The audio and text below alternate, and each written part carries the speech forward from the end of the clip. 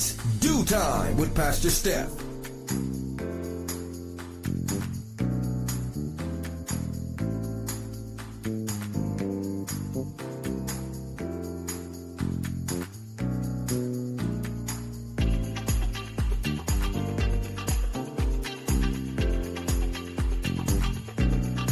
Good morning, good morning, good morning. Rise and shine. You're on with this Do Time with Pastor Steph. How are you this morning? That's what I like to hear. That's what I like to hear. For this is the day the Lord has made. Let us rejoice and be glad in it.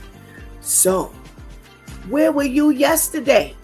Yesterday we were shaking the Monday morning blues with the Do Time crew, and we talked about relationship dilemmas. We had the first relationship dilemma, the woman who had a man living with her for 12 whole months, only for him not to do anything. She said, "You don't even help my kids with homework. You have to contribute something." And his thing was, hey, you knew what you were getting into. I have 6 kids. I got 3 baby mamas. And he was vaping. She asked him about his vape. And he said, "Oh, I like the vape." He took the money, stuck it in his pocket, right in front of her. Oh, and what else did we have? Not just him, but the dog. Oh, excuse me, Coco, to be exact. You know, he's not a dog, or she's not a dog. She's Coco. You know, what did you expect him to contribute when you knew before you even got with him that he had these 6 kids, 3 baby mamas, and all the while you waited an entire year to videotape him and approach him? Why? Why are we putting ourselves through this now? Well, our other relationship dilemma was about 2 friends. Yes, we had a friend who must have fallen on hard times and ended up homeless, and the other friend stepped in and said, "Hey, you can stay with me." And clearly there were some issues that they needed to discuss that was not made clear, because homegirl, despite the fact that she had been living off her friend, had not been contributing anything, but she said she did put some food in the house at one time. Well, she went on a vacation, not once and not twice. Yeah. And oh boy, was there quite a bit of sass behind that. Oh, are you angry because I get to go on vacation and you don't? Oh, we are really out of control. You throw back up in my face what I can't do and you can? Well, no, I'm not able to do the things that you can when you have no bills and I pay all the bills. And quite a bit of sass. And here's what I said. I said then and I say now, there is no way in the world this is the first time she's shown those chops. Nah. No, you just didn't think it was going to be you. Well, unfortunately, it was you. And she told her to start the eviction process because she was going upstairs and she was going to bed. Oh boy, do we get to be bold and brazen when we want to be. Wow. What a relationship dilemma. We really need to make sure that before we get ourselves into any situation. Now, here was a friend, thought she was stepping in, thought she was going to help her girlfriend, and this is what she got. You can't help everybody. Thus, the switch tip: do not be unequally yoked. Some people just believe that that's a man and a woman. No, it's unequally yoked any shape, form, or fashion. If that's not the job for you and that job has you and is requiring you to do things that you know God would not be happy with, then you are unequally yoked. How am I? No, I can't work in no number spot. I can't work playing lotto. I can't work in a liquor store. I can't work serving alcohol, meaning a bartender. Yo, no, unequally yoked. Your friends, God has charged you. Do not be unequally yoked. Don't throw pearls to the swine. Not just a male and a female, like the first relationship dilemma, when you knew that he had nothing to offer and he was bringing nothing to the table. She said, well, why are you here? He said, because you want me here. Oh, let me tell you something. These comebacks, man, they were something else. Well, were you with us last night for There's More to Be Said? Man, talk about some situations. Last night's theme was parenting 2026. Oh, you're going to have to go back and check those out right here on Facebook Live. Well, it ain't going to be live, but Facebook, Coach for Christian Life, and right here on YouTube, A Closer Walk Christian Media Network. Boy, oh boy, oh boy.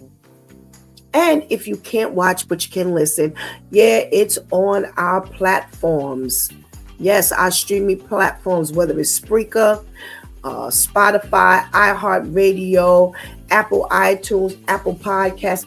Anywhere you find a streaming service, you can find us. Yes. So, come on, check it out. Check it out and check it out.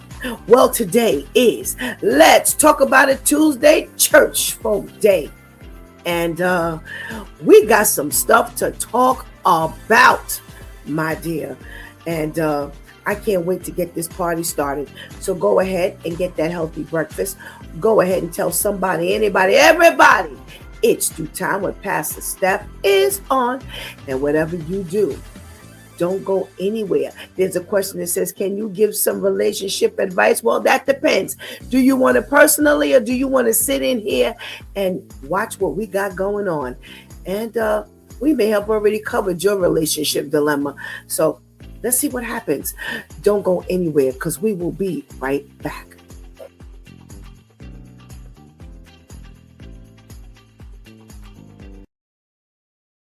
The Statue of Liberty you see today was originally designed as a black woman holding broken chains, but when America saw the design, they rejected it. They never taught you the version America tried to bury.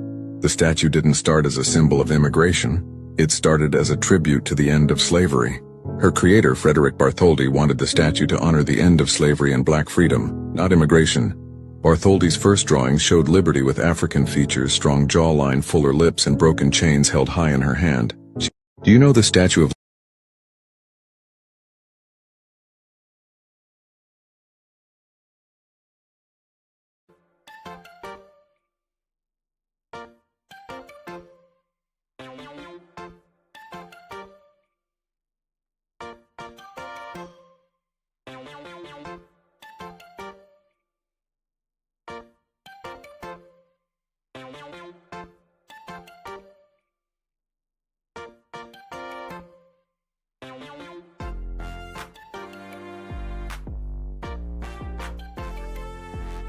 Good morning, and good morning again. Welcome back to It's Due Time with Pastor Steph, and it's Let's Talk About It Tuesday, Church Folk Day. Woo! It is Tuesday, the first Tuesday in the month of February, and time is already flying by. Well, you know what we do. First thing we do when we come back is say good morning to everybody who's in the room. Now, the only way I'm going to know you're in the room is if you check in. So let Pastor Steph know you're in the room so I can give you a hearty good morning. We got a check-in to King Terrence. Good morning, King Terrence. Thank you so much for joining us this morning. We had a check-in from our girl, Ketty. Hey, Ketty girl. Thank you for joining us. We got a check-in nice and early from Mr. Brian. Hey, Brian. Good morning. Brian says sometimes you got to do what you have to do. I have no idea what that means because I talked about a couple things during the opening and the wrap up from yesterday. So I don't know. I don't know. When people normally say you got to do what you got to do, I don't trust that because everybody's you got to do what you got to do ain't everybody else's you got to do what you got to do. So I don't know. Okay, Brian, glad to have you here. We've got The Real, and I'm going to leave it right there. Good morning. Thank you so much for joining us this morning. And we got to check in from our boy Serge. Good morning. And we cannot go any further without giving our girls a shout out who help us hold it down. And that's Shantice. Hey, Shantice, thank you so much for doing the real thing. And our girl Anika, thank you so much for holding it down for us each and every time we're on. Every morning you hear me say, well, Miss Grace, are you on? If you're on, good morning. And if you're not, good morning anyway. Well, Miss Grace is not doing well, so we need to lift her up in prayer. When one of our family members, are not doing well, I'm going to let you know about it. So yesterday we saw Miss Charlene, so I was all excited. And then I heard from Miss Grace yesterday, and I was like, well, wait a minute, what we doing here? So lifting Miss Grace up, in prayer, praying that she's okay and that she will make a speedy recovery. We got a check in from our girl Vivian. Hey, Viv. Good morning. Thank you so much for joining us. Well, what we do every Tuesday morning? We got our trivia. And this morning, it's pretty interesting. So yesterday we talked about friendships, and I stumbled across some trivia where people gave reasons why they lost the longest friendship they have ever had. Okay. Well, we have someone says, I went out for dinner with him and a few of his friends. The whole time, the conversation just revolved around their jobs and money. At one point, one of the other guys at the table lamented the fact that a worker had been killed at his factory. Not because of the worker, but because that meant the factory had to close for a while. Well, the consensus at the table was that the worker was an idiot for not following directions on the sign, and his death had inconvenienced the factory owner so much. I looked around the table and everyone there was nodding in agreement. I realized at that point that I had nothing in common with my friend and didn't really want to hang around with him anymore. That was the last time we spoke, and it was a few years ago now. Yes, Viv, we're going to keep Miss Grace up in prayer. All right. Another time someone's lost the longest friendship they've ever had. She told me I couldn't talk about my dad dying of cancer because it affected her mood, and she needed to be upbeat because she works with kids. There were so many other instances like that where she basically and sometimes literally just said, I don't care about what you're going through. I need to take care of myself. Woo! You could say she wanted to be part of the village, but never wanted to be a villager. After that, I stopped talking to her. After she never spoke to me either. So I thought it was a mutual end to the friendship. Big mistake. She absolutely blew up at me literally 3 days after my dad died, when I didn't personally invite her to the funeral, and said I was being selfish for not thinking of her feelings and trauma. She's never lost someone to cancer. Her parents and all grandparents are still alive. I have no idea what trauma she was referring to. But, we got to check in from Miss Grace. Amen. Amen and amen. I don't know if you heard me, Miss Grace, but I did give you a shout out, and we're definitely praying for you, lifting you up before the Lord for a speedy recovery. All right. That's like great news for me this morning. You know, this person here we just got finished talking about, she didn't want to hear about your dad who was suffering with cancer. So why am I going to tell you about when he died? Okay, get over it. Her husband proposed a partner swap swinging with my fiance and me. We shut it down, and months later, he professed his love. It imploded the group. Everyone broke up, and no one talks anymore. I took most of the heat, and the entire thing was terrible. Still in therapy for it 7 years later. Wow. Wow. She married a creep who made repeated and unwanted sexual advances towards another mutual friend. This was after she married him, and she defended him. We're talking about people who lost the longest friendship of their life, especially after yesterday, when we saw what friends could really be about. All right. She cheated on her husband while we were on vacation together and left me alone in a strange city to go with some man. After 20 years of friendship, I couldn't get past it, let alone look her husband in the face. Wow. Well, he drunkenly called me while he was on vacation and was moaning and groaning about how long I was taking to work on his 100-year-old house. Okay. I don't know for sure what caused her to stop sending Christmas cards or to stop answering my calls and texts, but I know that the timing coincides with when I got divorced. She's a very devout Catholic, so I think she didn't approve of my life choices. Okay. Listen, just tell them to live with the creep, male or female. Bye. She was just really selfish and only thought about herself.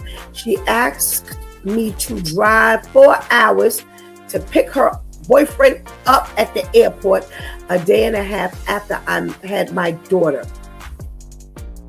She couldn't comprehend why I would say no. Wow. When someone I considered one of my friends, who I'd invited to be a groomsman in my wedding, chose to go on a kayak trip in another state rather than attend my wedding. At first, I just told him his decision hurt me and that I needed some time and space to get over it. He responded by launching into a multi-paragraph long letter about what a bad friend I am, pulling up stuff from when we were in middle school. Stop talking to him after that. Has anyone given up like the longest friendship that they've ever had because folk just don't know how to act? I don't know. I'm seeing some good stuff here, and I'm seeing some, oh well. I got him hired at my job and gave him a management position. He tried getting me fired multiple times because he was stealing thousands of dollars and didn't want me to find out. I found out. Bonus. Almost immediately afterwards, he got kicked out of the living space he had been renting for free for 10 years. How you rent for free? We need to get this vernacular together. You think you know someone? Boy, sometimes you need to open up your eyes. You can't rent for free. Rent means you're paying to be there. She married my ex-boyfriend who admitted he was only using me for sex. Did she know he was using you for sex? Because he might be using her for sex and married her. I don't know. Things like that do happen, you know. We got a check in from our girl Tamika. Hey, Tamika, good morning. Thank you so much for joining us. Anika is officially checking in. Brian says he sure has given up a long time friendship. Well, listen, if you've given up a long time friendship and you want to kind of clue us in as to what happened, keep it kind of short and sweet. Go ahead, we'll read it. Help us.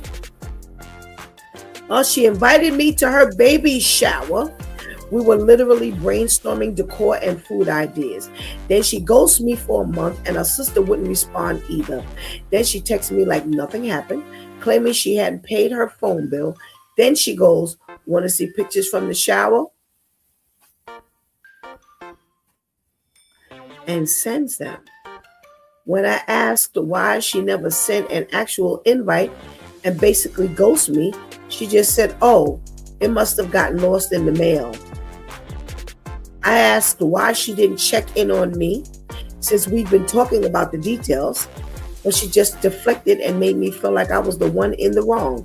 I saw later that someone whom I didn't like and thought she did not like either attended. Wow. He had sex with my girlfriend. I ended 2 relationships in one moment. Crummy, yes, but I felt light and free shortly afterwards. My subconscious was trying to tell me something about both of them for some time. Wow.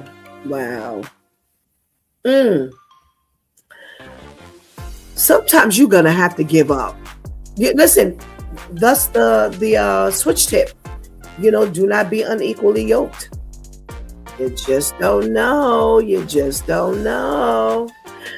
Let's see what we got going on in this news. All right. Well, our Pastor Vinny is already hanging out in the wings. Good morning, Pastor Vinny. Glad to see you on.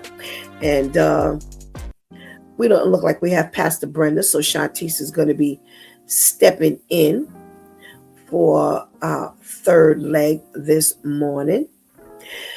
So let's see what this news is talking about. I was not hard pressed for news last night, but I just needed to figure out which news I wanted to talk about. And I think I found some goodies. So come on, let's talk about it.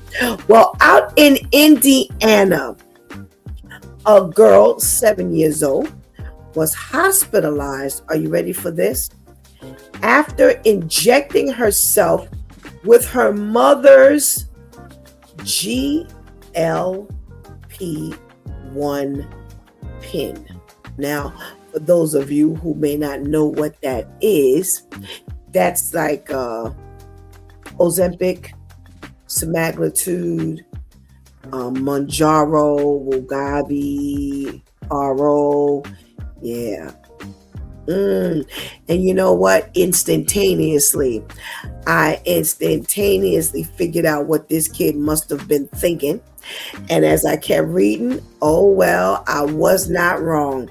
So the 7-year-old girl spent days in the hospital after overdosing on her mom's GLP-1 meds. And they said she laid there lifeless as friends and family went to see her. And she was really, really sick. So, you know what she said? She thought it was her mom's stomach ache medicine. So clearly you were taking this med.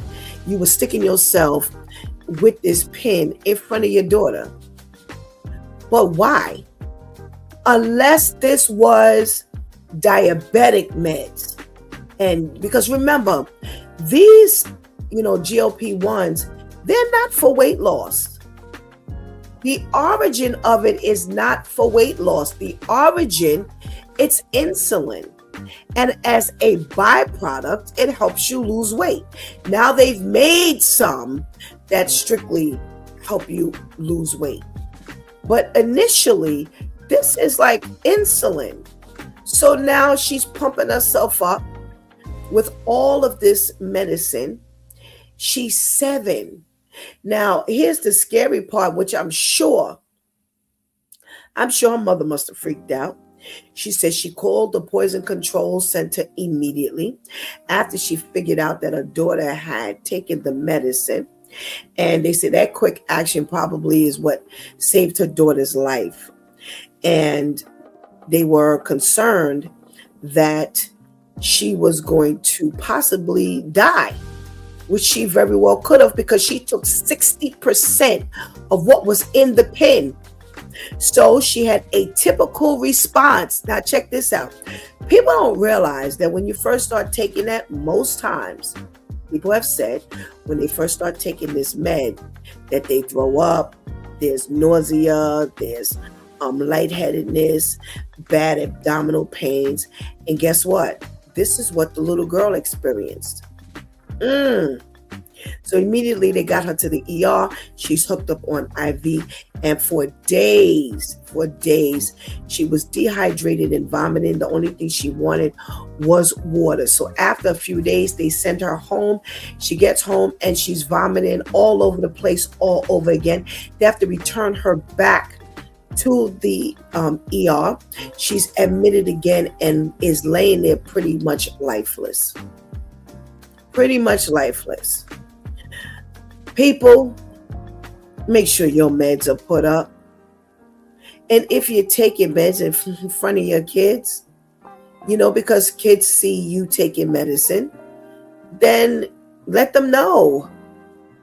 Because kids are just, they don't think the way we like them to think at times. So here you are, you're taking medicine. And like I said, I don't know whether mom was taking it for weight loss. Mom was taking it for insulin, as she rightly should have been, because they actually tried to put me on Ozempic. I just can't take it for other reasons. But, it's because I'm a diabetic and I can't, this diabetes won't work right. But it's uncontrollable, and that's what they give you. So if you are taking your medicine in front of your children, then let them know what you're taking your medicine for. But all she sees you is sticking pins in your stomach. She literally thought that mom was taking the pin for stomach aches, and she had one, so she took the pin. Oh my God! All righty, what else are we talking about? Alrighty. Now, hold on to your seats for this one. Hold on, let me see if I want to give the other one before I do that one, because I think I do. That one is you got to stomach that one. Alrighty. So, for those of us who are looking forward to looking at the Super Bowl, I believe that's this weekend. I don't know. It's good we don't plan on being there personally, because you will have the football players there. You will have all of the agents and the coaches and the owners and all the stars, and you'll have ICE agents there as well. Here's my thing. They are bragging about how they're going to be there, and they're going to be doing things the right way. If you are an illegal immigrant, you shouldn't be there. And if you are, then don't be surprised if you are, snatched up, blah, blah, blah, blah, blah. This is the first year. And they say they've always been there. Now, if you've always been there, why we got to hear about it this year? Why can't you just be there and do your job? Why does this have to be such a big announcement? Now, we talked about the FIFA, big fight for, that's the soccer tournament, that people are not supporting United States, because they bounce around. We talked about that. And now a lot of people are not coming. They had to return like 16,000 tickets because the people weren't coming out because of ICE. So now they're saying, well, listen, ICE is going to be a factor at this year's Super Bowl. So if you are not legal, get yourself together and stay home. Because if you come out, they're going to find you. They are so sickening. And clearly, they just want to be a bully. Because like I said, if you claim in this article, so, we've been there all along, blah, blah, then so what? Nobody else knew you were there. If you were there, you were there. You were snatching up people, you were snatching up people. No. See, it was probably too quick from 2025 when Trump went into office to kind of get them to the Super Bowl Sunday last year. Well, they are armed and ready this year. So, like I said, it's good that we plan on looking at it from the TV. I'm not illegal anyway, and it's bad that, listen, if that's your job, then do your job. Nobody's mad at you for doing your job. It's how you're doing your job.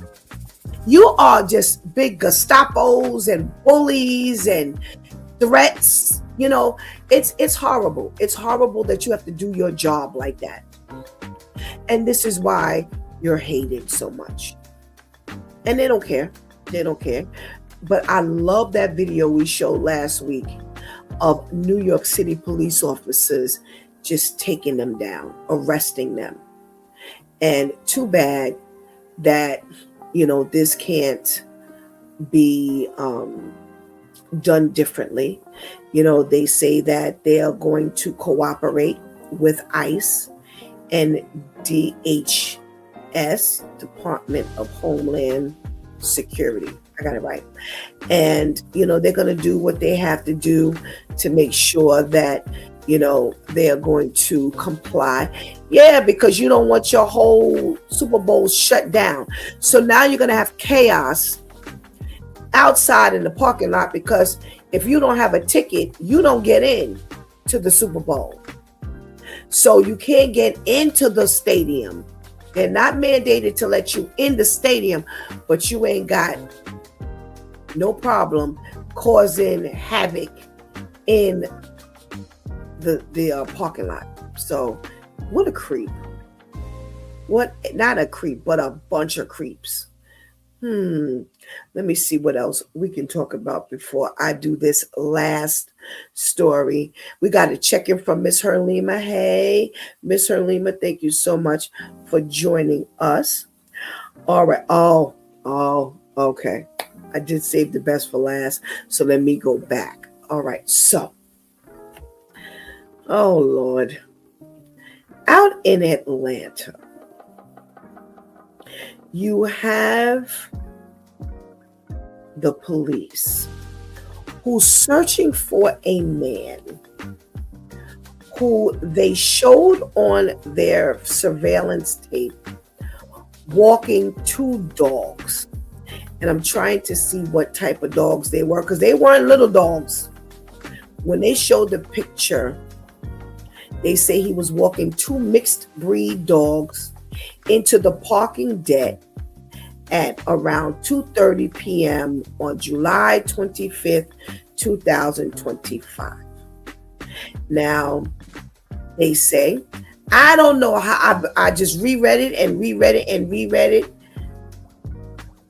They have that this man is being sought after because he raped the dogs. Now, I was trying to find why and how they knew this.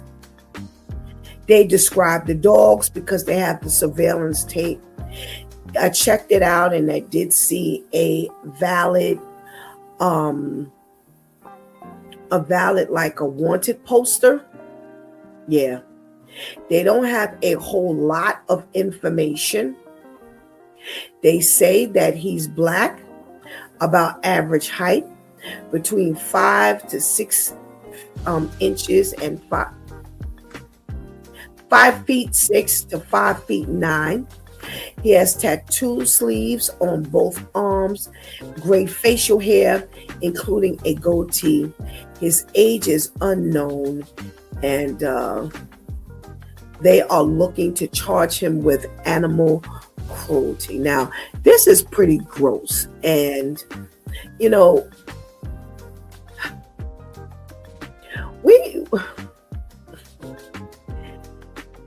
I get so tired of the killings. There are times that I'll open up the news and I'll see a number of people killing one another. And I'm like, oh Lord, this is all I got to talk about. I have several sources of where I get news from. I have viewers who send me information and stuff. And, everything is not interesting for me to talk about. I don't want to talk about certain things. But you know what? You have to talk about these things, and I try to spread them out, because if you don't think that this world needs Jesus, if you don't think the Bible is, I said this last night, if you don't think the Bible is coming true, then you better think again. You better think again. If you want to if you're so grossed out by the news and you tired of hearing about the killings and the this and the that, then you know what? Then you need to get to praying, and you need to make sure you're in the nearest church so that you can help join forces with those who are like-minded, so that you can all band together and help this world, not just this country, this world, because these people are really sick. They are losing it. And I was like, no. The Spirit of the Lord said, yes, this is news. Give them something to pray about. The Word of God says that if my people who are called by my name will humble themselves, do what you're supposed to be doing, correct your evil ways, then I will hear from you and I will heal the land. I'm coming back to that for our church folk topic. I'm just going to stop right there. Now, here's my wild story of the week. I'm stealing Vivian's wild story spot a day early, because I just got one question, and I'm going to ask this question after I finish talking about this story. Oh, it's so funny, because I got this story from a couple of people yesterday, just in conversation. We were talking yesterday. So you have this man, Samuel Calderon. Now, some of you who watch the news, especially here in New York, I'm sure you heard this story. I didn't hear the story because I don't listen to the news. I don't watch the news. The only time I go into the news is to get stories for the broadcast. Other than that, I hate the news. Well, here we go. So Samuel Calderon is facing murder charges for what they're calling a Saturday inferno in the Boston Sea courthouses in the Baychester part of the Bronx. Now, I'm from the Bronx. Boston Sea courthouses, I could walk there maybe in about 15 minutes. Yeah. So, if nature takes its normal course, I used to go to school with a lot of the kids who live in those houses. And a lot of them are probably still living there, because if I go back to my own housing development, a lot of them, despite the fact that a lot of us have moved out, a lot of us are still there. So I was hoping I did not see any name I knew. Well, Samuel Calderon, I don't know. Well, guess why he's being charged with murder? And let me see what else he's being charged with, because he's being charged with several things. He's being charged with murder, burglary, manslaughter, petty larceny, and criminal contempt for violating the order of protection that was against him. So why is Samuel being charged with these things?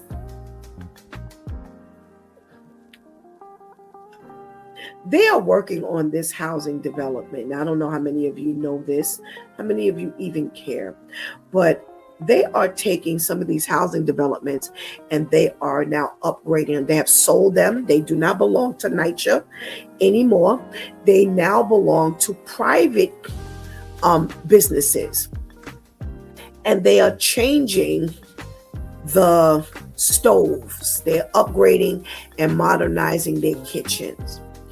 Well, Samuel, when his baby mama, which he calls her, when his ex-girlfriend left the apartment yesterday, or whatever, Saturday, he decided he wanted to go into the apartment. He broke into the apartment, or however he got into the apartment, and he wanted to steal the stove that they had just put in. Now, the stove was not disconnected. The stove was connected. And he wanted to steal a stove. So what he did was, when he took the stove, he disconnected the live gas pipe. Are you ready? And when he heard the hissing sound of the gas escaping, he took a blanket, he wrapped it around the pipe, and he left. He was dragging this stove out the building, and someone smelled the gas, and they called 911. So when 911 showed up, Terrence is saying, wait, steal a stove? Nah, I've heard it all now. That's why I said I'm stealing Vivian's wild story of the week. That's a day early. So he's dragging the stove out. 911 shows up. He runs out. He leaves the stove. And they hear the gas line, and they thought that it was a shoddy job that was done by the people who were installing the stoves. And while 911 was there, while the fire department was there was a major explosion upstairs. I believe it was between the 15th and the 17th floor. Now, when the explosion happened, the roof, or the ceiling rather, from one floor fell on the apartment below, and it killed a man.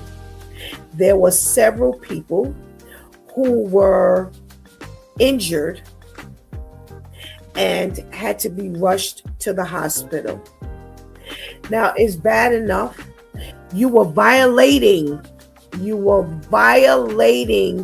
a protective order. That's why they're getting him for that. He was violating a protective order. Now, check this out. The girlfriend wasn't in the apartment because she was in a shelter, a domestic violence shelter with her kid, trying to stay away from him. He somehow managed to get into the apartment, disconnect the stove, take the stove out the apartment. But here's the kicker, as Kenny would say. Here's the kicker. He stole it so he could buy a gram of crack. Do you know how old Samuel Calderon is? Why are you 55 still smoking crack? I'm sorry. If I do the math on 55, that means you were born somewhere in the 70s. Yeah. Because if you were born in 75, you're 50 this year. So that means you had to be born somewhere around 71. Why are you smoking crack? Who's still making crack? Yo, y'all haven't advanced past crack yet? There's no new drug. Now, I'm not saying that there should be, but we are who's still selling crack? Oh my God. I could not believe it. I could not believe it. I said, Vivian gonna be mad because she ain't got no. I beat this one, girl. Beat this one right here. You killed people. You were so desperate to buy a gram of crack, and that's all this stove was gonna get you. Now, I don't know what a gram looks like, but that's something to go through, something to do to get a gram of crack. I have heard it all. I'm so sick and tired of these people that God made. I just can't. I can't.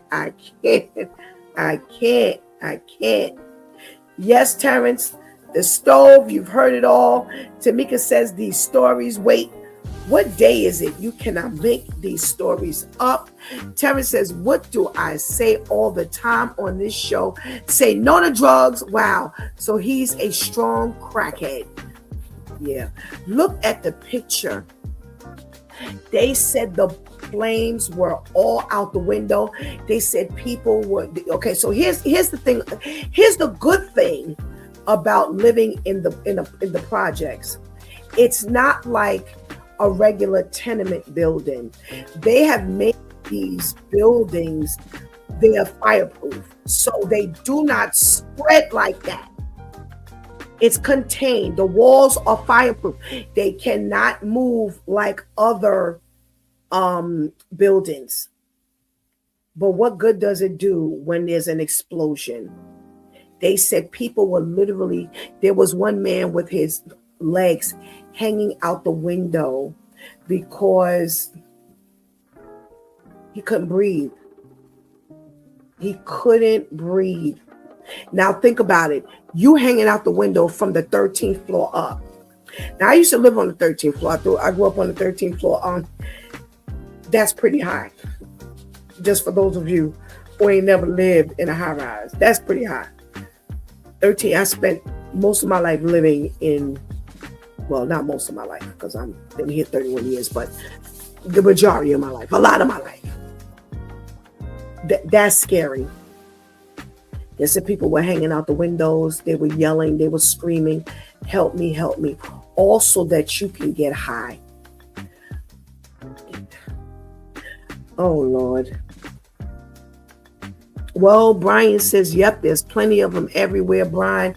You know what? This is new to me because I'm going to tell you something.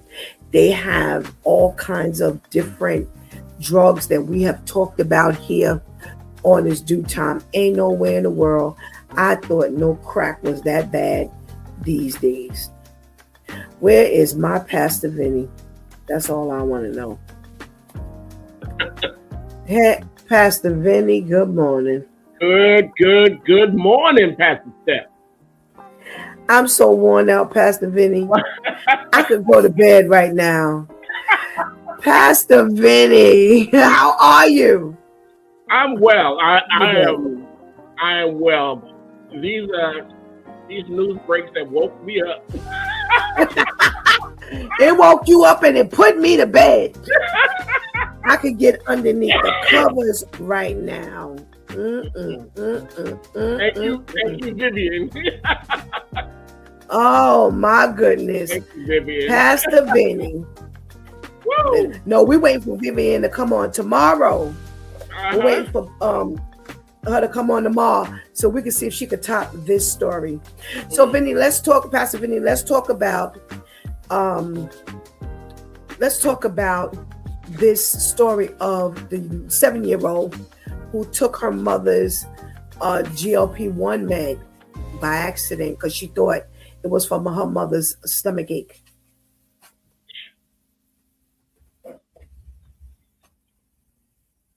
I tell you, it's like you said, it's so important, you know, when you have little children around, and they're inquisitive. They want to see what mommy's doing, what daddy's doing, and they don't have no knowledge of what goes on behind taking medicine. And so it is important. Absolutely. It is important for us to be careful. Funny, not funny story. Pastor Brenda and I, we were diagnosed with pre-diabetes about 6 years ago, and the doctor they tried to put us on Ozempic. Now, normally they start you with a low dose, and the low dose was okay, but as soon as they increased that dosage, we started having bad reactions. We had never part of the house growing up, like 2 days. Wow. 2 days after the shot, and it wasn't until I said, "Baby, I had such a bad stomach ache yesterday." She said, "You too?" I said, "What you mean?" She said, "Me too." I was like, wow. We called the doctor immediately and said, "Look, this is not for us." This is not for us. And the funny thing is, they take it away, and they don't put anything else in its place. So it means that we really didn't need that. Wow. That's what scares me. Wow. They're just testing everybody. But unless you understand your body and understand what's going on, you'll just be taking it. Oh, I lost 3 ounces. Yay! Yeah, that's crazy. Yeah. Oh, yeah. Well, a lot of this, and like I said, some people, it has been excellent for their insulin. Mm-hmm. It has, their diabetes. Right. But the side effect, but they even say metformin can rip your stomach up, and that's not even a GLP-1, but it's that type of medication that can possibly take you through, some real side effects. So now you have this child who's taking your med, and she's going to experience the same thing, unfortunately. And think about it. It's not made for children. So I can't even imagine, Pastor Vinny, if adults, like you said, you and Pastor Brenda and other people have, described what you went through as a side effect. Can you imagine her little body going through that? Oh my God. Oh my God. Terrible. Oh my God. Scary. Yeah. Scary and scary, Pastor Vinny. All righty. Let me ask you something. What do you think of this ICE showing up at the Super Bowl, kind of threatening and scaring everybody? It's just another line in this mean administration. It's just pure meanness. Meanness, because people understand that they're picking up people who are legal citizens. Right. They're picking up people who have, who have been here for years. They have proper documentation. Right. But if you look a certain way, they want to interview with you. It's just meanness. It is just, and it's sickening. It's sickening. Absolutely. That's why people are weaponizing themselves. Well, if you want to take me down, you're gonna have to take some of these bullets. Absolutely, because people are tired. Yeah. It's one thing if you did what you needed to do in a civil way, in a respectful way, but they have turned this into such a nasty process. I you, Pastor Vinny. Let's see what Shantice has got to say about this stuff. Oh, I don't even want to know what she got to say about this. Good morning. Story. Good morning. How are you? I'm fine, thank you. How are you? Good. I'm well, thank you. I'm well. What about the 7-year-old taking mom's GLP-1 med? I mean, if you're gonna take your medicine in front of your child, then you have to make sure you inform them that this is not for you. Because whether they take it because they feel like they need it or whether they want to play around, you have to let them know, like, you don't touch this. Don't, like, what happened to parents who did that? That always happened when I grew up. No matter what, it was like, whether my mother was cooking something or, you know, she never like had to take medicine, but cooking something or anything, like if it even like don't touch this. You don't touch that, or go ahead and touch it. That's what our parents on this side of the fence say. Go ahead and touch it.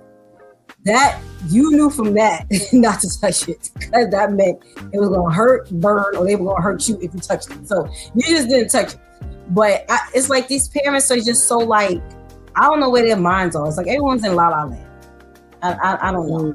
So unfortunately, how this baby was, you know, she experimented and wow. I can't even imagine what her little body was going through. That's all I keep thinking. Yeah. What did her little, they said she was laying there like pretty much lifeless. I guess so. Because, you know, let me tell you something. Shantice can tell you how I look when I eat eggs. Oh my gosh. Shantice can tell you the way I look when I eat eggs. When I tell you I am near to death, I look bad. I can't even imagine what this baby's body was going through. And the reason why I equate it to that experience of me eating eggs, because I'm throwing up, I'm running to the bathroom, I got the worst stomach pains in the world, and it's like I'm like laying over. You don't walk past me and say, "Oh, hey, Miss Steph." Nah, it's like, "You all right?" Yeah, I look like it. Yeah, I feel like death. I feel like it's the worst feeling, and I just think about what she was laying there feeling after vomiting, and they said all she wanted to do was just drink. Well, yeah, because now you're dehydrated because you're constantly throwing up. Yeah. And think about it. Here's the thing why I equate it to when I eat eggs, because you throw up so much that there's nothing else left. And I don't know how many of you have ever thrown up on an empty stomach. Oh, that is the worst feeling. So imagine her constantly throwing up. They actually discharge her. They discharge her. Yeah, and mom said when she got home, she was throwing up so profusely, they had to take her back to the emergency room, and they ended up keeping her. So this is really something that you really, parents, please. We got Pastor KL here. He's joining us. Let's see what he's got to say. Hey, Pastor KL. Hey guys, how you guys are doing?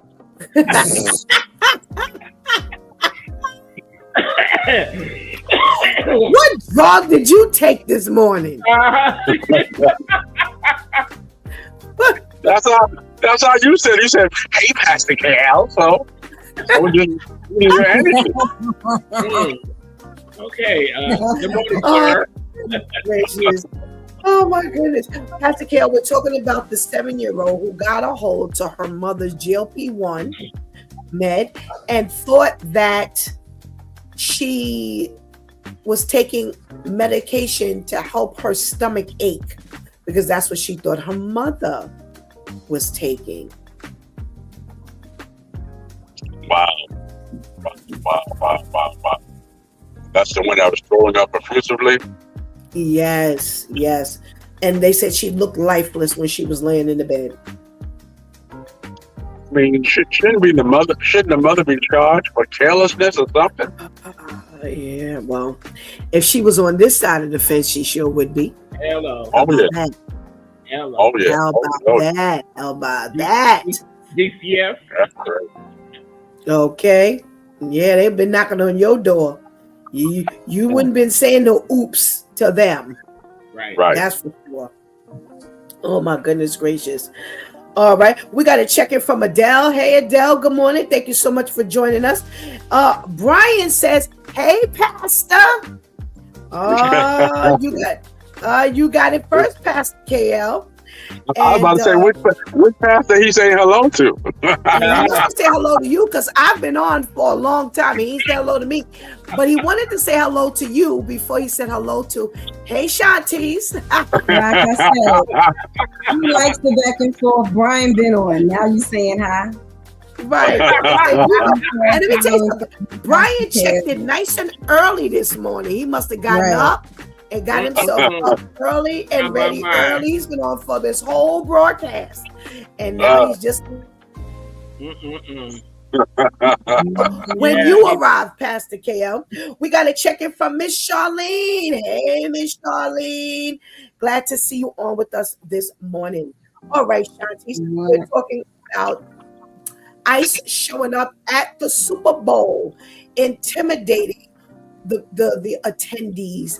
They can't get inside of the stadium because you can only get inside if you have a ticket, and they surely don't have a ticket, but they can get to that parking lot, and they plan to wreak a whole lot of havoc. What say you? How are you intimidating people with limited access? Like what? Like what? So don't get caught in the parking lot because I'm gonna get you. But if you make your way inside, then you're good. So shut up.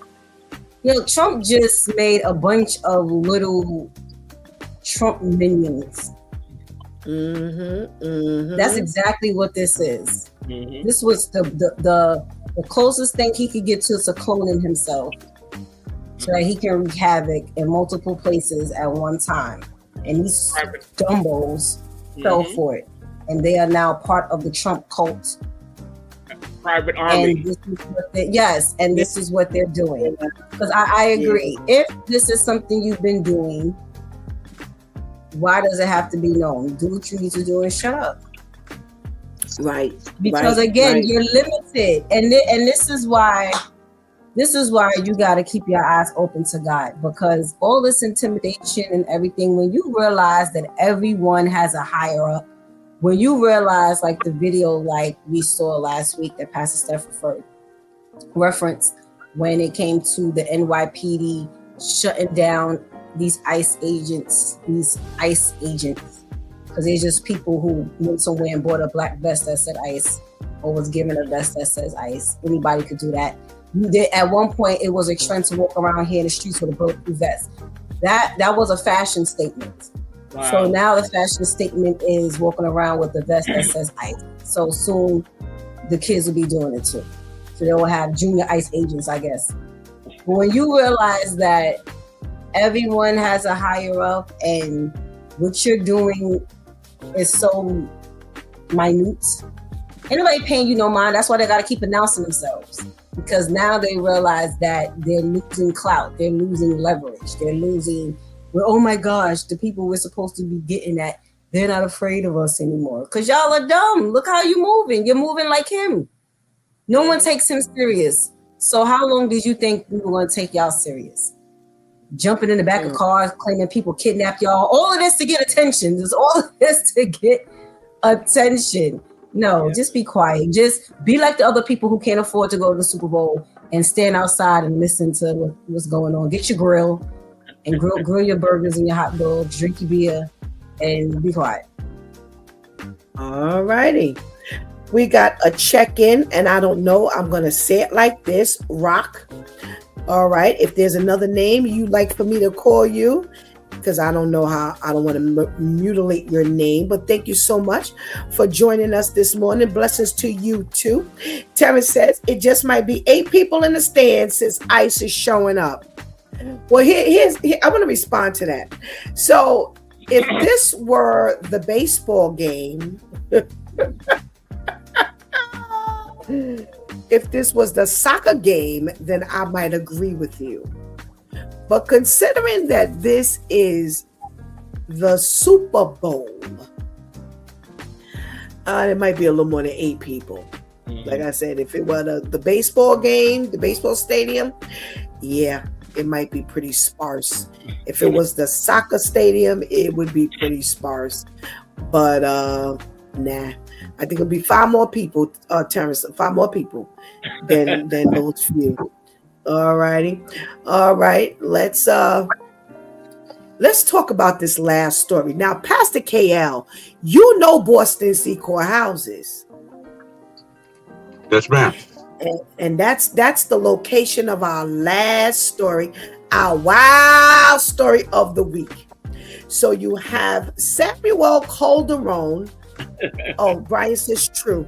You have Samuel Calderon, who has an order of protection against him for his baby's mama. And he goes into her apartment because they have just installed brand new stoves in these apartments. He goes in there. It does not distract him or deter him that the stove is hooked up to the gas line. He detaches the gas line. He hears the hissing. He wraps the hissing pipe with a blanket. And lo and behold, he gets there. The stove is so heavy, he has to like literally leave it. I mean, come on. So they call 911 because they hear this hissing. They thought it was a shoddy job that was done by the people who installed the stoves, only to find out that it was Samuel Calderon who went in there and detached the stove, left the stove there in the lobby somewhere. And they find out that he went in there to steal the stove in order to buy a gram of crack. They said it was so bad, it looked like that in the picture. People were hanging out the windows, yelling. Now, this took place on the higher floor, in between 15 and 17. It's a 17-story building, and the explosion took place in between those floors, somewhere in those floors. And there was a man who was at home at the time, and the ceiling from above him fell on him and it killed him. They sent several people. They took several people to the emergency room to be treated. And I just want to know who's using crack, who's making crack, and who's selling crack in 2026. Oh, Pastor Vinny, help me, please. Please help me. Please help me. Please help me. How much you want? Oh, gosh. Crack ain't doing nothing for Stephanie. Or Pastor Vinny.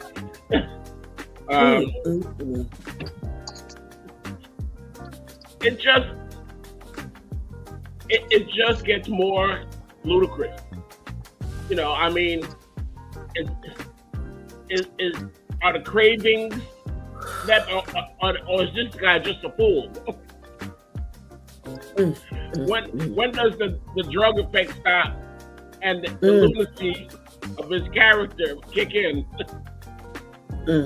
Or it's just a crisscross of these things happening, you know, taking you to a perfect storm. No wonder the young lady has the order of protection against him. You know, but it's. I mean, there are no words.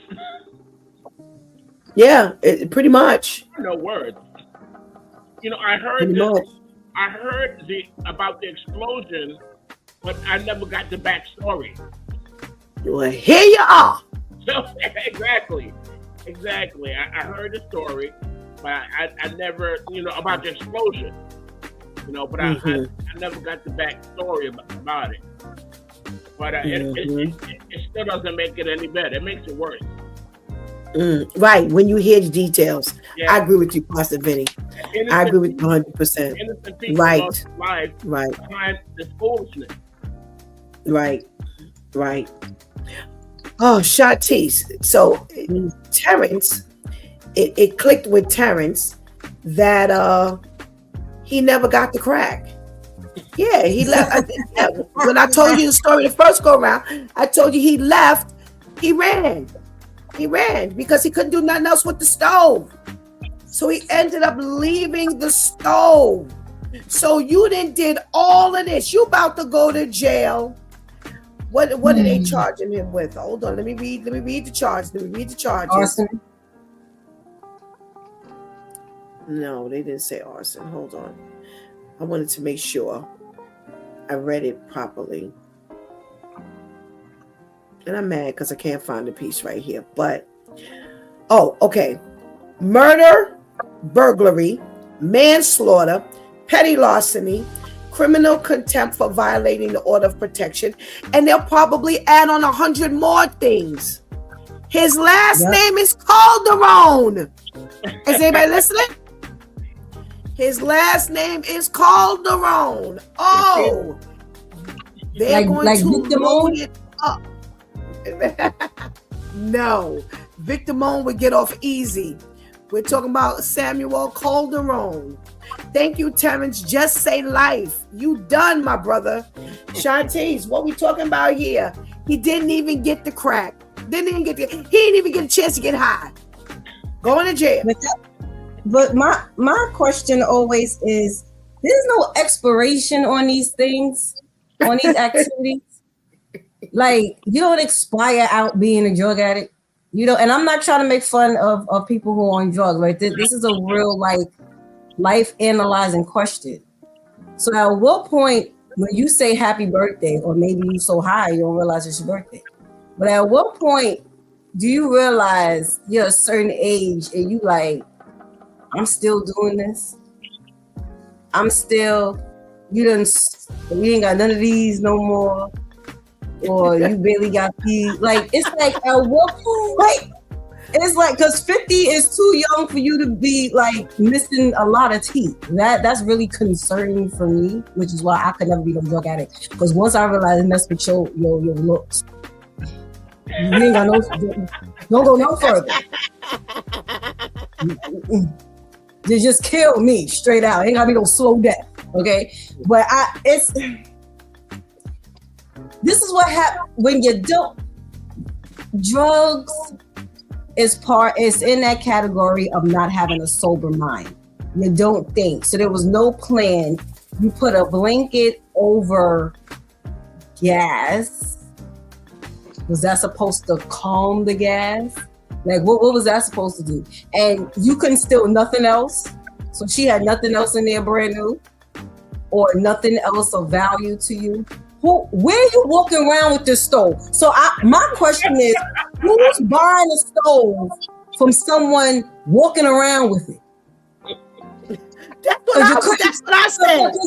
That's what I said. You were gonna put it on a dolly because you can't pick it up to put it in the shopping cart. That's what I said. So where, or was it gonna be a coming attraction? You were gonna leave it somewhere and get people to come to you and the stove. Like, what was the plan? How is that gonna work? And then what form of payment will you accept it? Because no one really carries cash. So I doubt you have Zelle, sir. I doubt you have Zelle, Cash App, Venmo, any of that. Because even people who are not drug addicts don't have these things. Okay, so now that you're a drug addict who goes and steals stove off the 13th floor,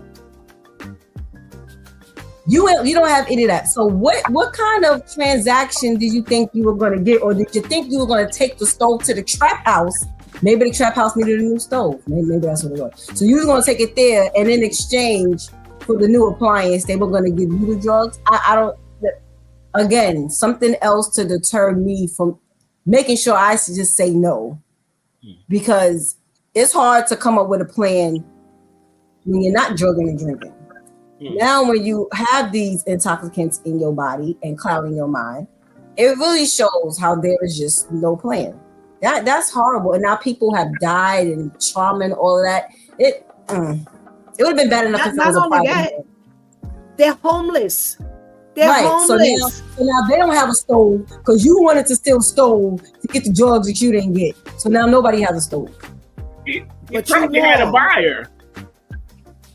He probably initially had a buyer. You know, he had a relationship with this young lady in his apartment, right? Oh my Lord! So he knew he could get in that apartment. You know, take out the new stove and you know, throw it down 13 stories and catch it on the ground floor. So, Lord have mercy. What's Pastor KL? You know Boston Secor. You were about 15 minutes walking distance from it too. Yes, ma'am. Yes, ma'am. Yes, ma'am. I'm like Shantice. I'm trying to figure out how you. Hey, I got that stove. Hey, I got that. I got that gas stove. You know what I mean? Oh I mean, what was it? You know, you ever watch Good Times and you see Lenny and he opened up his coat and he got his hands and all. I'm just trying to figure out how Lenny was gonna pass off the stove. It just how you were gonna get it out the house. So you detached it and everything. How you gonna get it out the house? And then who was not gonna see Lenny with the stove in the elevator? Right. You know what I mean? How you get it out the business? Yes. What was the plan? You know, I heard Pastor Vinny was talking about character. Once you're on drugs, you have no character. You know, you don't think about the benefits of anybody else, the well-being of anybody else. You just want to fulfill the need that you have at that moment. There is no character. I just... No logic. Yeah, they're just poor planning. There was no way. You know, you was better off taking out the microwave. Or you was better off taking out the air fryer. You know what I mean? How was you getting out a whole stove with chicken in it? There's probably some chicken in it. So you stop the chicken from being made, and you're trying to take the whole stove. Wait, get a gas stove at that. You definitely not right. You're not right. A gas stove that was connected. Right. It's not like they just put the appliance in the house and they left it disconnected. You actually went there and snatched out the pipe. Good Lord. When you talk about this is your drug, this is your brain on drugs, this is the epitome of what this means. Because when I read this story, I was like, you can't be serious. My thing was, why a stove? I understand it was brand new. And by her not being there, because she's in the domestic homeless shelter, she didn't use it. But why was this the plan? Like Shanti said, she had no fur coat, no, Louis Vuitton pocketbook. She ain't got nothing in no boots, no nothing that you could have. It was, carry around and it's inconspicuous. No, a whole stove that even if you managed to get it out the apartment, somebody wouldn't have called on you. Nah, because let me tell you something. Remember now, she's got an order of protection. Somebody has seen him before, and that's how they spotted him. Because check this out. He went back to the building. He went back to the building. And when they picked him up, they showed him the surveillance. And he said, oh, yeah, that's me. That's the same coat I have on now. What did you go back for the now? Why would you go back? You went back for the now.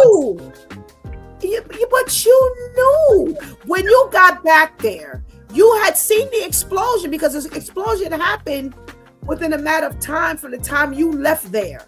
So you weren't supposed to be on the premises in the first place. There was an order of protection against you, the premises. You weren't supposed to be there. You weren't supposed to be there, but you went back, and when they showed you, you said, oh yeah, that's me. That's the same coat I got on right now.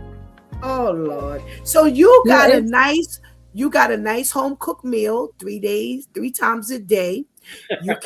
These people are now homeless. These people have now feared for their life. They're hanging out the window, yelling, "Help me, help me." The man is sitting on the windowsill above the 13th floor with his legs hanging out the window. Shanti, show that picture again. This fiery building. This is what it looked like. Lord. And you went back to say or do what? Let me get these comments. You had to make sure there was nothing wrong with the stove. Go back for the knobs. Oh my goodness. Terry says crack, there's superpower, so no age limit on it. And sometimes the crack keeps them living. It's crazy. So to answer your question, nope, it's no limit, Shanti's. He says, yes, he can sell it to a store and he can live it up. He's a crackhead. Out of control, Adele says. Terry says he got it to the lobby, so crack makes a way. Oh, good Lord. Can you imagine? He knew he didn't have any tools. He did all of that with his hands. Don't do drugs, people. Ciao. Oh my really goodness gracious. It is. This is a scary. This is where we got to the scary point of life. And this is why, this can be you. I'm sure at one point, a lot of these people they were normal people. They were you and I at one point. And they decided to use drugs for whatever the reason is. Some people used it, because they were down and out and somebody offered it to them. Somebody was giving it mistaken. They didn't know that they were smoking it or giving it. Some people, they were just like, hey, I'll try it. We don't know. But at one point, these people were regular people. And this is that part about it. Pastor Steph, you know what? You are absolutely right. Let me tell you something. So, everybody know I've been in a car accident and I've been taking pain pills. So yesterday I said, nah, the devil ain't gonna have me hooked on these pain pills. So yesterday I decided not to take the pain pill at all. At all. When I tell you I thought I was dead, sleeping in my grave yesterday in so much pain, I got up this morning. Popped that pain pill like it was a Skittle. I said, I am not going through this pain again. We're going to pray about this later, but I ain't going through another day like this. Yeah. It's serious. It's very serious. And as a person who has been in many a surgery, so certain surgeries you come out of with a pain pump. And for those of you who don't know what a pain pump is, there's a little handle, you have a nozzle, and what'd you say, Pastor Vinny? Morphine pump. Yes, and whenever you feel the pain, you hit the button. But it's controlled, because what they do is they only administer a certain amount of meds each pump, and you can't press it, but it's timed. So you're accustomed to getting rid of that pain, once you come out, and they monitor your usage.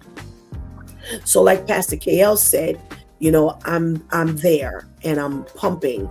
And after a while, I'm like, okay, I'm gonna have to bear this pain, because I'm not going to, they have, and the reason why I'm telling you the process is because it's controlled. But afterwards, when they see that you're not pumping as much, they still give you morphine.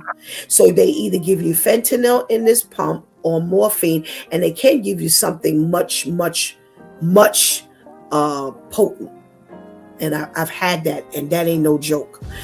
And when they see that you don't need it at that point, they take you off of that and they give you morphine into your IV. And you literally feel the morphine. And I say, how do people enjoy this feeling? It's like you're like, oh, it really. But like Pastor Gail said, When you're in pain, and I know, Pastor Vinny, you've been in, some medical procedures. When you're in pain, child.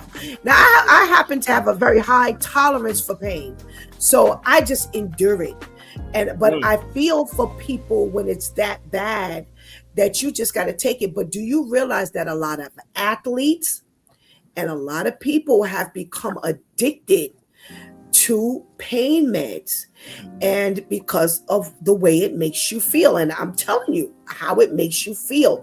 And it's a scary, scary, scary situation, because you now look at the crackhead who has enjoyed the feeling so much that they just keep going. Pastor KL said, hey, I endured that pain last night. Couldn't endure it this morning, but I endured it last night. Pastor Vinny has had to say that himself. I've had to say that myself. Those of you who have ever been in any type of medical procedure or surgery or any kind of accident or whatever, you have to endure that pain. But after a while, you just realize, hey, I'm not doing this anymore, because you realize that this is how people get addicted. And this is this here to see somebody so desperate. You have now caused a major catastrophe. You have caused fatalities. This is horrible. This is horrible. So you know what? If this is a caution to you, if this is a caution to whoever you are who's viewing or listening, now or later, endure the pain as much as you can. Because again, these people have not all come from, I just want to use crack. Trust me. Right. Right. It has gone from pain meds to now harder meds. I'm sorry, harder drugs. And because they can't get those pain meds anymore. That's right. Not only could they not get the pain meds, but let me tell you something. It comes to a point where those pain meds don't give you the high that you once had at a point, and now you're looking to get that high. And now you're looking for something stronger.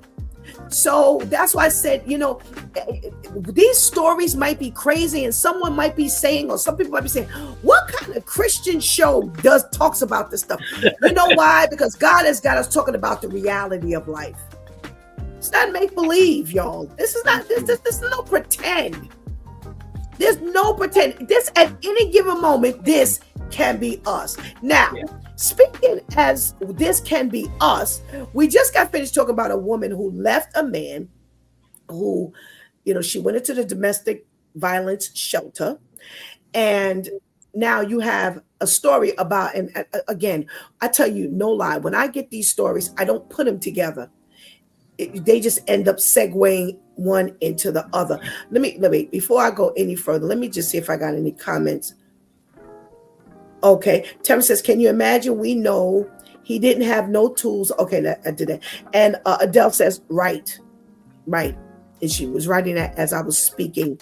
So you have this woman in Alabama who they say allegedly shoots and kills her abusive husband, who was a pastor.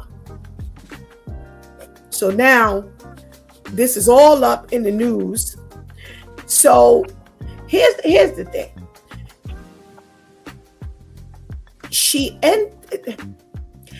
They have had a, let me rephrase that. He,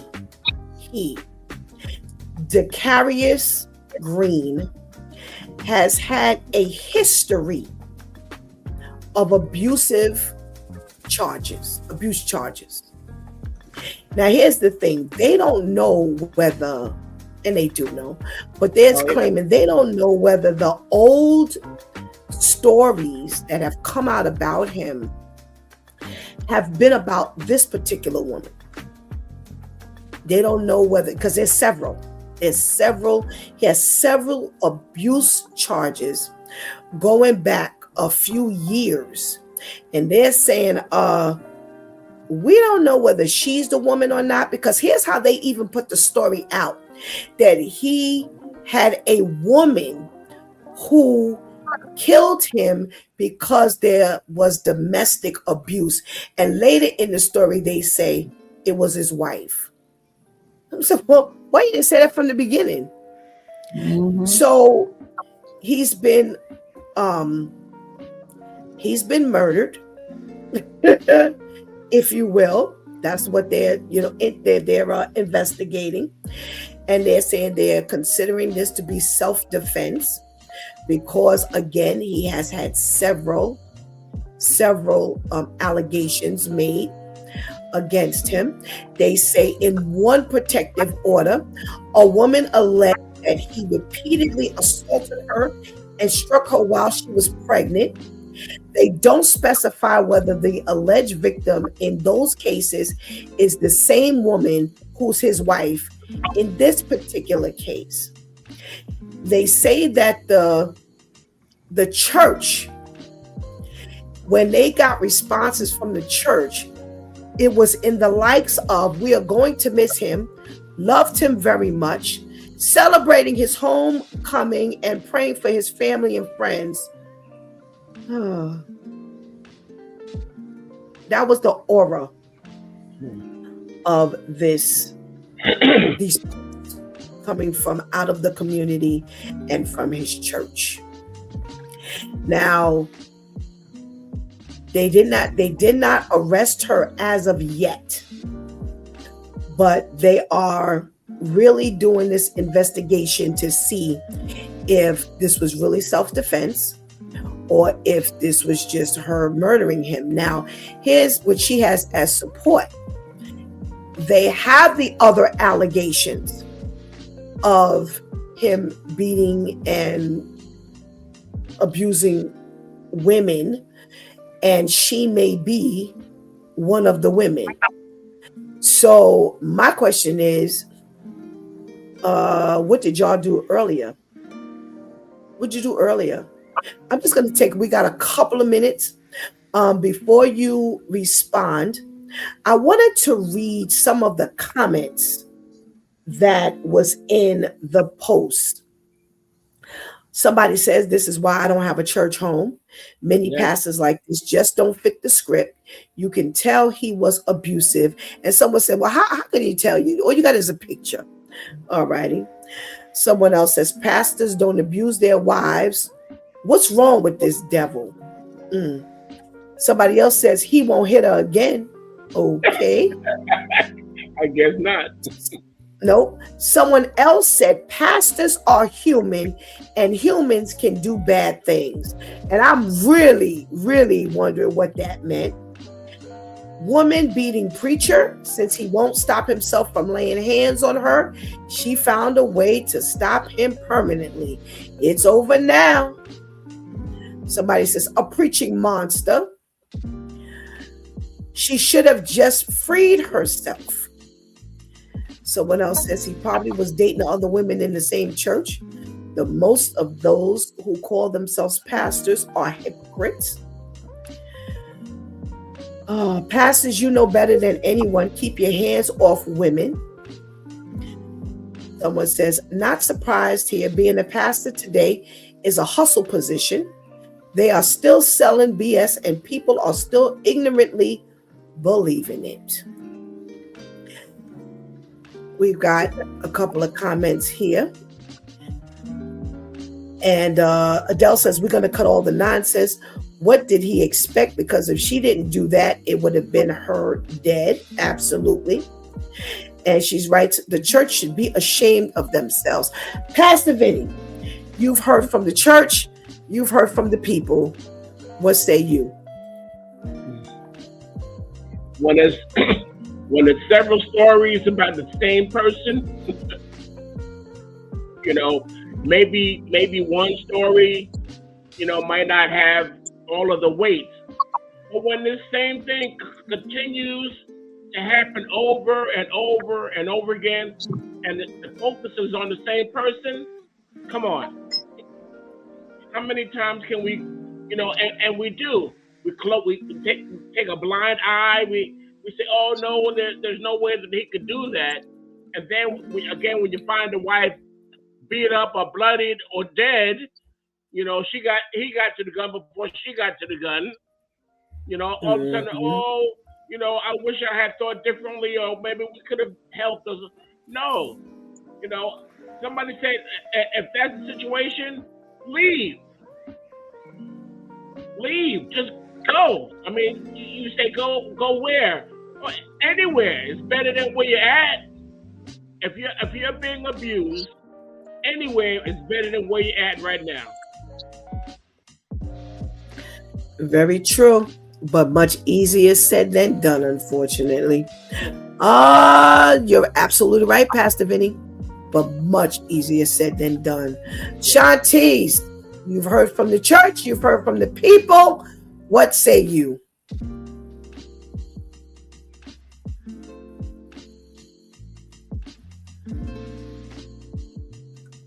So you hear this, and your response as a church is, "Oh, we're gonna miss him.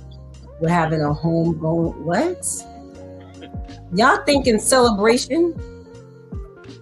And you just heard what this woman had to end up doing.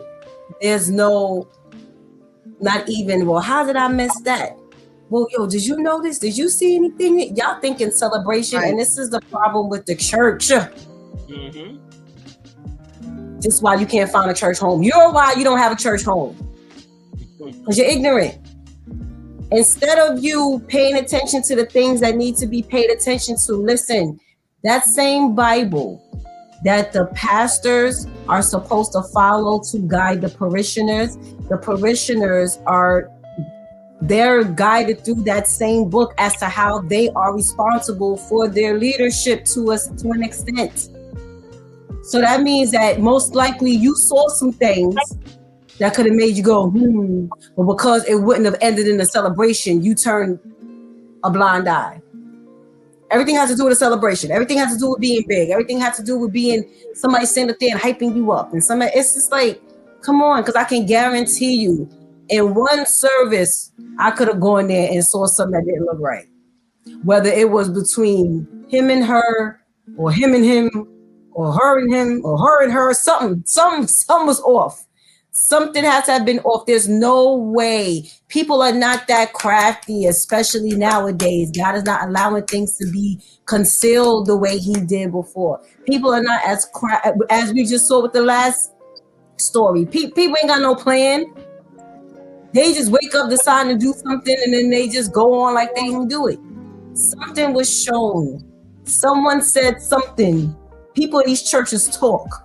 Someone said something that could have made you go, but because it would not have ended in a celebration. There's no way I could have heard this about anyone I currently go to church with, used to go to church with somebody. I'm thinking, oh, well, the homegoing service, what are they going to have to eat at the repast? What?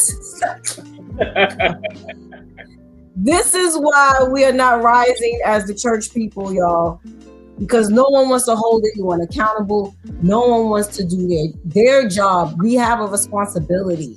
It's sad. It's sad when the world has to tell us as the church people how things should go.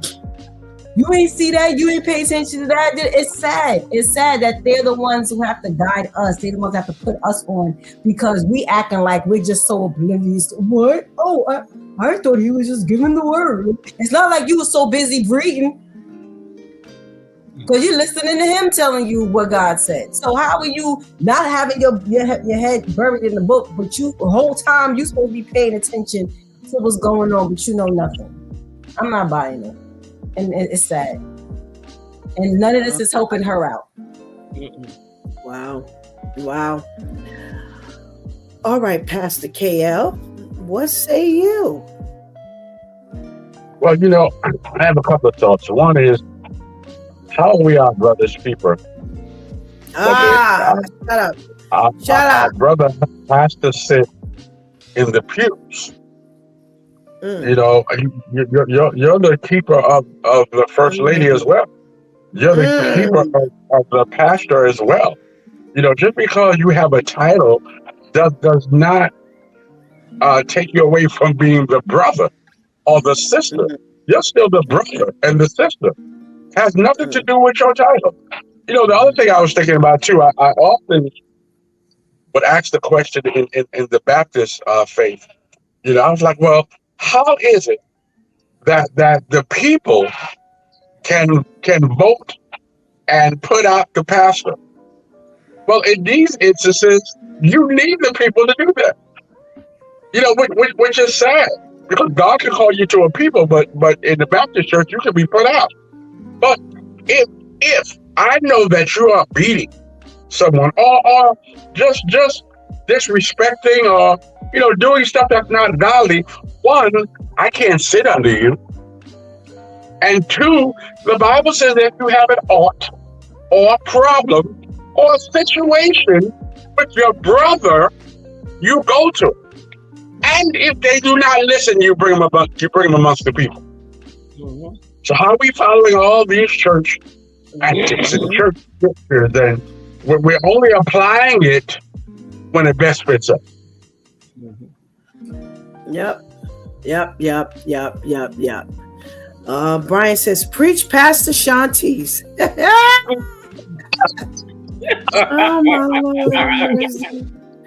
Oh my Lord, have mercy. I wasn't ready for that one. Me either. Me either. Oh my goodness, all of you have made some very good points. Brian. Yeah. We haven't gotten one yet. I sent the investigator out. Pastor. Good. Thank you so much for your comments and your thoughts. It really, leaves people with some food for thought. Thank you so much for your contribution into today's conversation. And we pray you have a blessed day. You as well. You too. Thank you. Amen. Adele says that part right there, y'all better tell it like it is this morning. Amen. Amen and amen. Several things. Everything that Pastor Vinny said, Shanti said, Pastor KL said, was part of my thought. My thought was, okay, so you have these two showing up every week to church. You don't know something's wrong. You don't notice anything is wrong. We are a family. We are the body. So if the hand is off, the whole body is off. If your eye is off, your whole body is off. How do you have these churches and nobody says anything because they claim they don't notice? How is it that you don't notice? Like Shanti said, yeah, people talk. So, and we've had a conversation right here on Church Folk Day about this. People talk, things spread, and you have every right to go to your pastor with, listen, something seems a little off. Okay, go. What can you do for your first lady? What can you do for her? She's there. She needs you. There's no way in the world you should be ignoring the fact that she has needs. She's there to take care of you, but like Pastor KL said, you're there to take care of her as well. How is it that all of this is going on? Now check this out. Pay attention. They're wondering if the allegations that were made earlier of him abusing and hitting and beating the pregnant woman is the one that shot him and killed him, which is the wife. How all of this going on and nobody knows? Listen, let me tell you something. Like Shanti said, you ain't playing this off but for so long. Where is the church? Again, we asked this question a few weeks ago. Church, where are you? Stand up. As the streets say, stand up. Well, what's the matter? We're going to sleep. So what are you going to church for? What are you learning? What are you doing? Of course, you get the people that say, well, this is why I don't go to church. You don't go to church because you don't want to go to church.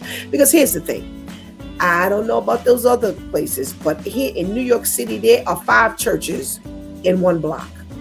So if one church does not fit you, find another church and don't commit immediately until you find a Bible-believing church. Bible-believing church. Someone who is teaching from the pulpit the word of God.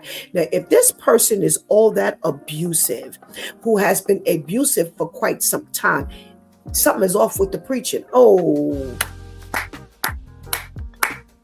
An unstable man is unstable in all his ways. Ain't no way in the world you gonna convince me that you in the background abusing your wife, possibly others, but you gonna be able to stand there and preach everything. The ceiling down. Oh, pastor preached.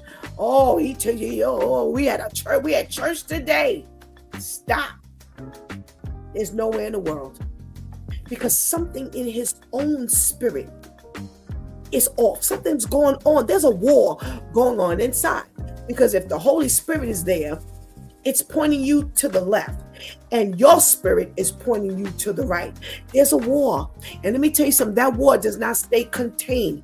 Let me tell you something, the deacons, the ushers, anybody that's close to him knows what's going on. They knew he was unstable. So now, because you didn't do anything, because you didn't say anything, now you've got a woman who has been abused, possibly for murder charges or homicide or whatever they're going to charge her with. And then you have a leader who's dead, a man, a person who's dead. When someone, multiple people could have done something about this. And the most you can say, as Shanti says, is, oh, I'm going to miss him. And there's going to be, I'll sooner say nothing. The homegoing services, we're going to celebrate. Celebrate what? Celebrate what? The fact that I missed the mark? The fact that we could have had a first lady dead instead of him? Because when you're pregnant, your body is extremely vulnerable. If you so out of control that you're going to beat the woman who's carrying your baby, you're straight out of control. So I would sooner say nothing than to put that out. That was one of the posts that the congregation put out on Facebook. I'd sooner say nothing than to put that out there.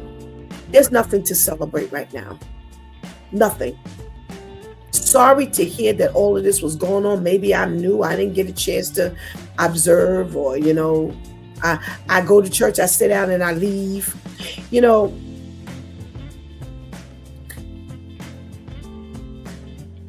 Most Sabbath churches, it's a day. It's the day, because the day belongs to the Lord. The day belongs to the Lord. And most Sabbath churches, we spend the whole day together. So after we finish with services, we have a fellowship lunch. And this is one of the reasons why you spend the day, because there's an exchange that's going on. I have seen a whole lot of things go on at the lunch table that had we not been having lunch, I would never know. And I'm not talking about the congregation that I'm with now. I'm talking about period. I'm talking about when we visited people and had lunch. We visited other churches and have had lunch, and I'm looking around and I'm spotting things. I'm talking about where I used to be, you spot little things. Yeah. This is the time that God uses to just kind of lay out. Because see, that fellowship lunchtime is important. Because see, while we're in service, the first part of the service is what you all call Sunday school, we call Sabbath school. That's the learning part of the day.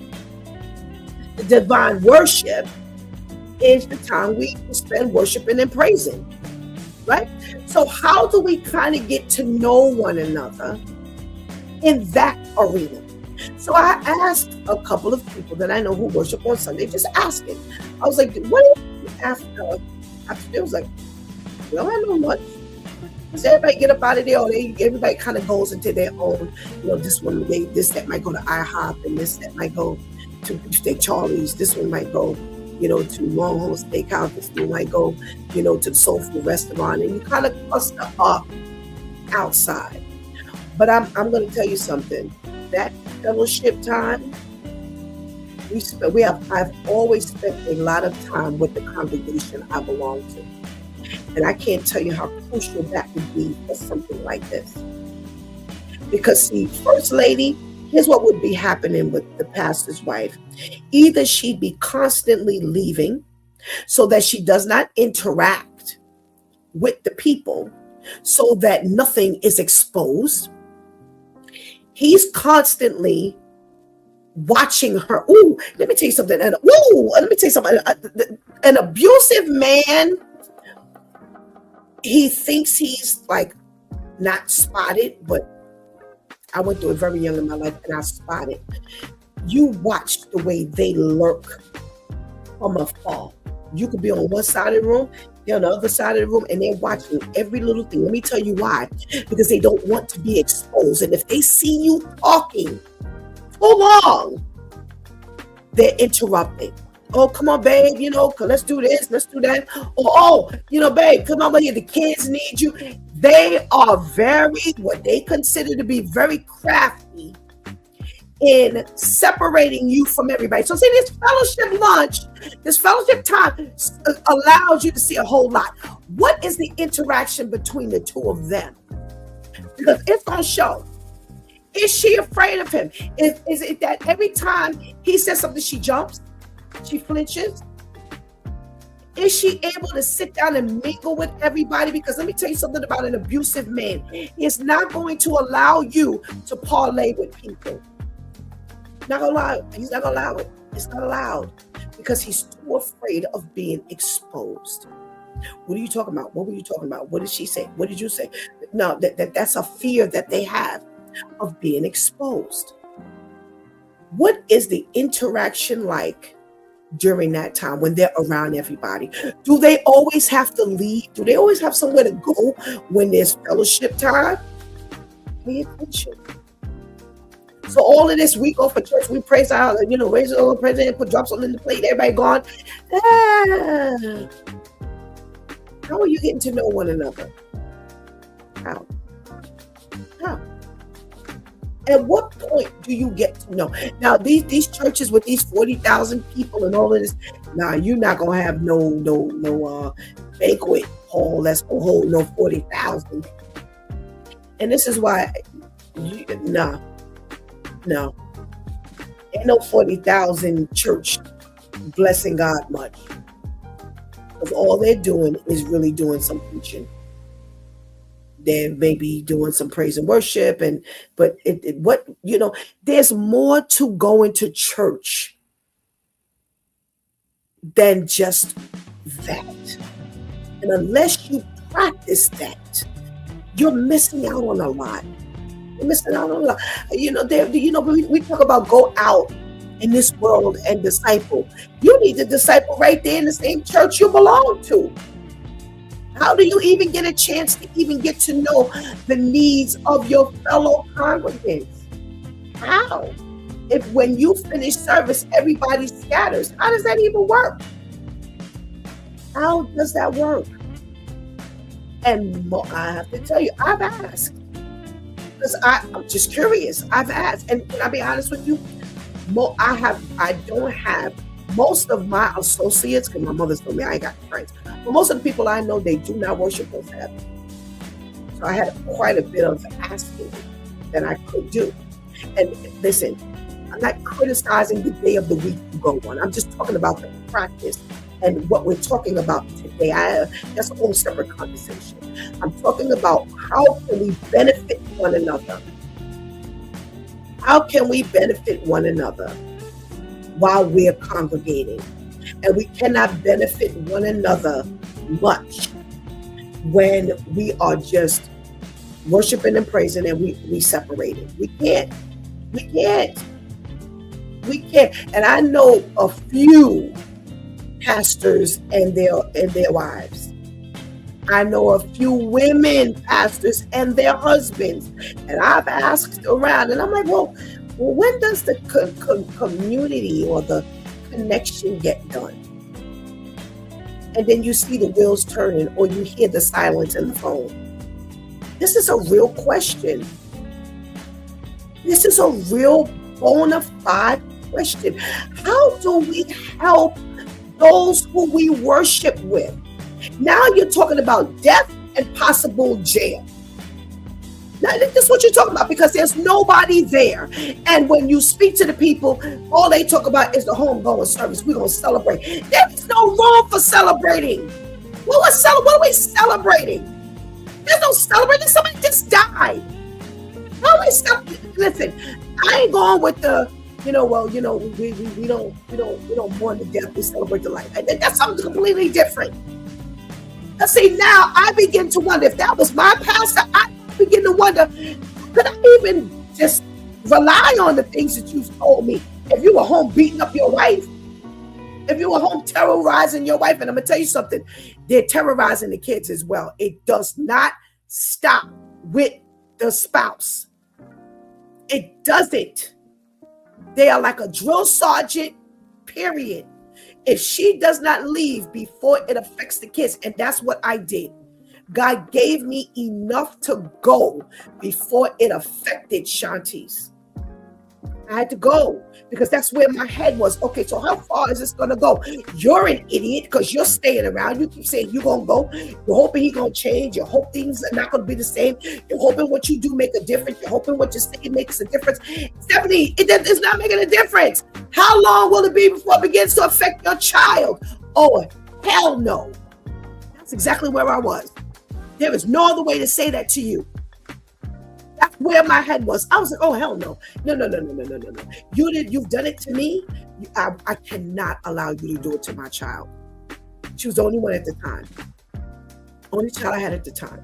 And I said, no, I'm not getting me out of here. I'm getting us out of here. How can we help our congregants? Are we intermingling enough? Because see, everybody's so busy. Everybody's rushing. Everybody got to do this and everybody got to do that. Take some time. Take some time to get to know those who labor amongst you, those who worship with you. Take the time to get to know that. You know what? Start with this weekend. Start with this weekend. Even for those, because I've seen people even in the Sabbath churches, when it's time for lunch, they go. They leave. No. Stay. Bring a sandwich. You don't want to eat anybody else's food? Fine. Bring a sandwich. Bring your own food. Bring a hamburger. I don't care what you do. Just do what you need to do so that you can bless God's people. Starting today, we shouldn't be hearing these stories anymore.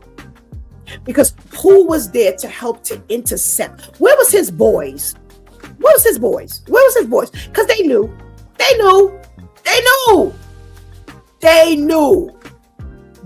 Because he just slipped up and said something. He's shown them something, because see, he feels free around them. Somebody he let on that he was abusing her rather, and possibly them, the children. So starting today, make up in your mind, you know what? I'm going to get to know the other people who I congregate with. I can't go out and disciple and I don't take care of my family. This is my family. It's my family. This is part of my body. And here's what I want you to think about.